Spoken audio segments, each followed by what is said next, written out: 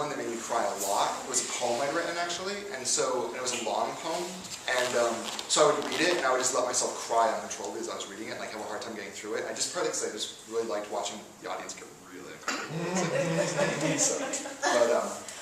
Okay, this piece is called Bonnie Raitt, I'm Coming to See You. Yeah, Bonnie Raitt makes me cry. Bonnie Raitt, I'm Coming to See You. Bonnie Raitt, master, oh my God! No. Bonnie Raitt, master of fife and drum, keeper of tribal unity, parent of a jogging Elvis, friend of an Estonian dog, attired in a British colonial jumpsuit, I am coming to see you. At my heels snaps the headless mafia. I have burned your music to disc. I burned all of your songs to one disc. In my hand I hold every song you've ever written, your #1 hits and your dance remixes, your reggae beats and your lullaby favorites. I even have songs you wish you'd never sung, the songs you've deliberately forgotten.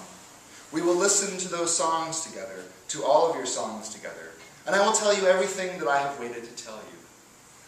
I will tell you that I recognize your voice even when you sing in Spanish. I will tell you that you are not a weirdo and that you are tranquil. I will say that your music mixes all styles, and that you hold your talent in hand like roses. You, Bonnie Raitt, will get bigger and better. You will master the art of ceramic music. You will promise a bounty of oral stimulation and special surprises. The headless mafia snaps. They pack a hunter's punch. They want my disc of your music for their own devious ends. But try as they might, they won't find me tucked away among the city's historic meat warehouses. I pick my way through 14-foot-tall revolving doors and get lost in this country's biggest mall. Bonnie Raitt, although you are 57, you are hotter and feistier than ever. I packed with throngs of other music lovers into the Orpheus Theater to catch you, to swagger at the sight of your silver-red mane of hair. You've made 18 albums wearing a purple velvet bodice. The cried crowd with one voice, Bonnie Raitt, you are my idol. You gave us something to talk about. You cut up the stage like an album. You know what it's like to battle alcohol and weight gain. You know what it's like to battle cancer. You battled cancer for 18 years wherever you could find it. You've been on the skids. You've been on the run from the headless mafia. They got pissed that you ran your trucks on biodiesel and that you boasted about this between your songs. They got pissed at how you staggered about the stage with more sex appeal and energy than people half your age. They envy you, your famous Broadway father. They envy you, your leave of absence from Radcliffe. They want you to go back to Radcliffe. But you earned $50 a gig, singing blues in local clubs. You had a down-to-earth charisma. You befriended an Estonian dog, a mutt who clapped her paws while you laid down your licks. Like you, this dog was raised a Quaker. Like you, she was active in civil rights. A lucky star shined the day you found this dog. She listened to hundreds of records, to every single one of your CDs, and picked the songs for your debut album on Warner's. You followed her advice and haven't put down your folk guitar yet. That Warner Brothers record had your breakthrough songs. It went to #1 for 81 weeks. You had product endorsement offers, of which you took several. You endorsed a video iPod. It might be the best iPod yet, or at least the most popular. Your songs built its success. You endorsed a robot boy named Gizmo, a kid who could speak more than 100 words and play games and listen to tunes, some in Spanish. It could name the 47 presidents.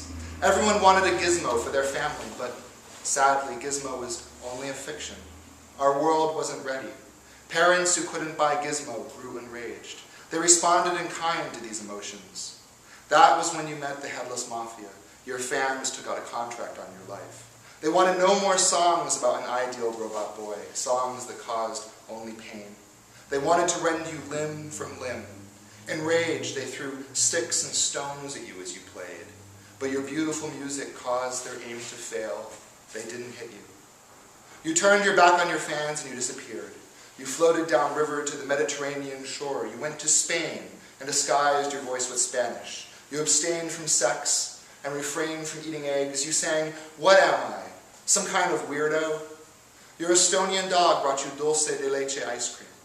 The headless mafia followed, growling, snapping at your heels. You spurned them in favor of teenage tender boys. You grew restless. You simplified your style. You didn't look back. You thought about money and making more money. You thought about fame, and you thought about nothing but music. You hid out in the Andy Warhol Museum, a 7-story warehouse tucked away in the meatpacking district. That was the darkest time in your life, although you didn't know it. You thought it was a very exciting time. I saw you waddling among the museum's concrete and plaster setting, gaping at the folk art illustrations. I followed you for 7 floors until we reached the deliciously narcissistic Silver Clouds room. You were at your most colorless, though you thought yourself brimming with color. You were colorless, but I sensed the potential for color. You were minimalist and proud. I needed you fiercely. I was at the darkest time in my life. I was battling cancer and exploring the currency of celebrity. I was in my pop phase. The museum stayed open until 10 p.m. and there was a bar. There was music by Winslow Homer and Degas. I asked what you were drinking and you said, "Dynamite." We bought 7 bottles and went to the roof. You pointed at the moon and said, "That'll happen." You spotted a parrot monkey and burst into tears. I held you in my bird's eye view. Slowly, you understood the larger picture. As dawn waxed, you realized the world needed different songs. Why long for a robot boy who could never exist? The world has other problems. It's losing its white Bengal tigers and tree kangaroos. You wrote a song on the spot, lamenting that loss. You shined a spotlight on those problems. The world has patches of sand, tremendously large sand patches that don't do anyone any good. You wrote a tune that highlighted this great problem. From the roof of the Andy Warhol Museum, you shined a powerful spotlight onto the world's worst sand patches. You raised awareness. You perked people up. I told you in sacrosanct terms about the cancer I was battling. I'd spotted the cancer last in Monkey Jungle, where I'd stalked it for weeks. But a cancer is a skilled diver, and it escaped into dark river depths. Having failed to master swimming as a youngster, I was reduced to lobbing coconuts into its wake. You at once grasped the situation. You knelt and crafted your most powerful spotlight yet. You shined an immensely powerful spotlight onto cancer. That spotlight wasn't stopped by cancer's evasive skills. It could follow cancer anywhere, even to the depths of lakes and rivers. Everywhere that cancer went, people could call it by its name. They could block it from the raisins and the koala nuts it craved, and force it to slink back underwater. Starving, disgusted, it ran away, though not before vowing to return when Bonnie Raitt was no more. Everyone heard this oath and recognized you as the source of the recent spotlights. They realized that they had misjudged you. They forgot your Robot Boy songs and embraced your unique blues-tinged performance style. Your records returned to number 1 and to numbers 2 through 10. Politicians gave you the Quaker Music Award, which a fair world would have awarded you lifetimes ago. The Andy Warhol Museum hung your ceramic discs on its 7th floor among the narcissistic silver clouds. The only downside was the headless mafia. Worriedly, your fans recalled the contract they'd taken out and phoned to break it. But the headless mafia never remits a contract. They inherited long-term stalking skills from cancer, the dark lure they serve. They swore never-ending adversity. But there wasn't much they could do about you then. After that, we bought a 2-story walk-up at the Cocoa Walk. That's a Mediterranean-style shopping village in the country of Coconut Grove. It offers a more family-friendly nightlife than the one at the Andy Warhol Museum. You performed a variety of concerts in styles ranging from trip-hop to jazz to quip, from bubble to squeak to flamenco. We lounged in a patio surrounded by specialty stores, admiring the human-powered rickshaws. We played graffiti with spray paints, and we planned a family. We ate dulce de leche ice cream. But suddenly you remember the music you'd forgotten. Back at our old haunt in downtown Pittsburgh, I vowed to retreat.